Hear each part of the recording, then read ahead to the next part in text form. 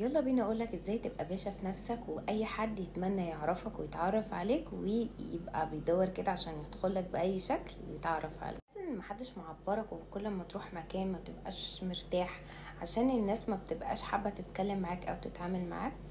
خليهم كلهم يتلموا حواليك. هنا هبدأ اقولك اول حاجة، المشكلة مش فيك مش في الناس. انت مش ضحية ومش مظلوم، انت لازم تاخد بالك ان انت لازم تشتغل على نفسك انت. بدل بقى ما انت قاعد تلوم اللي حواليك وحظك ونفسك وانك انت مش محبوب، خد بالك ان انت هتشتغل على نفسك بالطريقة دي. هنا طبعا مستني ان انا اقولك لازم تكون بتضحك ووشك كويس وخدوم ولطيف وكل الناس بتحبك وتعيش ترضي كل الناس. احب اقولك لا، انت غلطان. فعشان تبقى باشا في نفسك لازم انت من جواك تكون مقتنع بنفسك، تخش اي مكان بقمة الثقة في النفس. فانت كل ما تغير طريقتك مع نفسك الناس هتشوفك زي ما انت شايف نفسك. لو شايف نفسك حاجة قليلة الناس اوريدي هتشوفك كده، فانت خلي نفسك حاجة كبيرة قوي عند نفسك عشان ده بينعكس عليهم من غير ما تحس.